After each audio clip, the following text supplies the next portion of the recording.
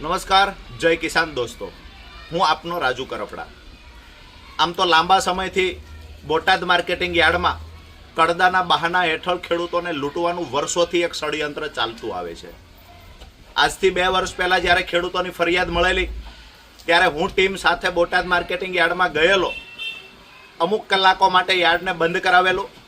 ત્યાર પછી સમાધાનના બહાના હેઠળ મને લઈ જઈને મારી અટકાયત કરવામાં આવેલી. પણ એ વખતે ખેડૂતોએ મજબૂતાઈથી પોતાના સંગઠનની તાકાત બતાવી. મને પોલીસ સ્ટેશન લઈ ગયા પછી પણ ખેડૂતોએ યાર્ડને બંધ રાખ્યું. મીડિયાના મિત્રોએ પણ ખૂબ સહયોગ કર્યો, જેના કારણે બોટાદ માર્કેટિંગ યાર્ડમાં એ વખતે કડદાના બહાના હેઠળ જે ખેડૂતોને લૂંટવાનું ષડયંત્ર ચાલતું એ અમુક દિવસો પૂરતું બંધ કરવામાં આવ્યું. ત્યાર પછી આ વર્ષે ખેડૂતોની ખૂબ ફરિયાદો મળી. છેલ્લા 10 દિવસથી ઘણા બધા ખેડૂતોના ફોન આવે છે કે ફરી વખત બોટાદની અંદર કડદાના બહાના હેઠળ ખેડૂતોને લૂંટવાના ષડયંત્રની શરૂઆત થઈ ચૂકી છે.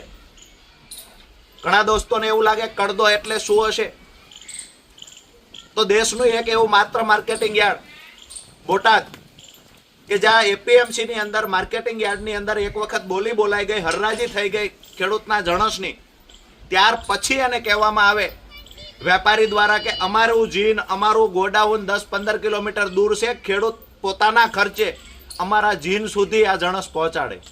જ્યારે જીન સુધી જણસ પહોંચાડે, દાખલા તરીકે કપાસને પહોંચાડે છે, તો જીન પર રહેલો વેપારીના નજીકનો માણસ નવું બહાનું બતાવે છે.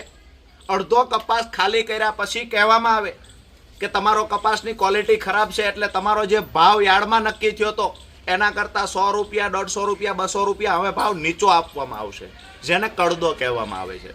આ વખત છેલ્લા 10 દિવસથી ખૂબ ફરિયાદો આવતી. ગઈકાલે એક ખેડૂત ભાઈનો વિડીયો મારા સુધી આવ્યો. સવારે મેં 9 વાગે પોસ્ટ કરી, 12 વાગે નક્કી કર્યું કે આવતી 10/10/2025ના રોજ ખેડૂતોને સાથે રાખી બોટાદ માર્કેટિંગ યાર્ડમાં હું રાજુ કરપડા આવી રહ્યો છું. આજે ખુશીની વાત એ છે કે સાંજે એપીએમસીના સંચાલકોએ બોટાદ માર્કેટિંગ યાર્ડના સત્તાધીશોએ સાંજે મિટિંગ બોલાવી. હવે કડદો ક્યારેય નહીં થાય આવું મીડિયા સામે આવીને બયાન આપ્યું છે. નિર્ણય લેવામાં આવ્યો છે કે કડદો નહીં થાય. પણ સાથે સાથે એપીએમસીના ચેરમેન એવું કહે છે કે અમુક લોકો વિડીયો વાયરલ કરી બોટાદ માર્કેટિંગ યાર્ડને બદનામ કરે છે. ચેરમેન સાહેબને કહીએ છીએ કે આ કડદાના બહાના હેઠળ વર્ષોથી જે ખેડૂતોને લૂંટવાનું ચાલુ છે, બોટાદ માર્કેટિંગ યાર્ડને બદનામ કરવાનું કામ એના સત્તાધીશો અને વેપારીઓએ કર્યું છે. ખેડૂતને કહેવામાં આવે હરરાજી થઈ ગઈ, બોલી બોલાઈ ગયા પછી 15 કિલોમીટર અમારી જગ્યા દૂર છે, ત્યાં તમારા ભાડે નાખવા આવો. બદનામી ત્યારે થઈ ગઈ છે. અરે એનાથી આગળ કહીએ, બોટાદ માર્કેટિંગ યાર્ડને બદનામ કોને કર્યું છે? કર્મચારીઓની ખોટી ભરતીઓ કરી 15-20 લાખ રૂપિયા પડાવવામાં આવ્યા લોકો પાસેથી. ભરતીનું આખું કૌભાંડ આચરવામાં આવ્યું. બદનામી તો ત્યારે થઈ હતી. આજે દુકાનો બને છે, એમાં શું થાય છે બોટાદના તમામ લોકો જાણે છે. દુકાનોની અંદર કેવડા કૌભાંડ, ભ્રષ્ટાચાર થાય છે. બોટાદ માર્કેટિંગ યાર્ડને બદનામ કરવાનું, બોટાદ માર્કેટિંગ યાર્ડને ખેડૂતોની સંસ્થાને લૂંટવાનું કામ કોને કર્યું છે?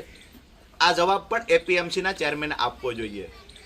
મહત્વની વાત એ છે કે મેં જાહેરાત કરી હતી કે આવતી 10 તારીખે હું બોટાદ માર્કેટિંગ યાર્ડમાં આવી રહ્યો છું. ગઈકાલે સાંજે એપીએમસીના સત્તાધીશો દ્વારા જાહેરાત થઈ છે કે હવે પછી આ કડદો નહીં થાય. આ જાહેરાત થઈ ગઈ છે. જો કડદો ન થાય તો કાંઈ વાત નથી, પણ કડદો થશે તો માર્કેટિંગ યાર્ડ બંધ કરાવવાની તાકાત સાથે 10 તારીખે આવું છું. અને કડદો નહીં થાય તો 10 તારીખે માર્કેટિંગ યાર્ડની વિઝિટ કરીને હું પરત આવીશ. મારી મુલાકાત આવતી 10/10/2025ની બોટાદ માર્કેટિંગ યાર્ડમાં રહેશે. જય કિસાન દોસ્તો.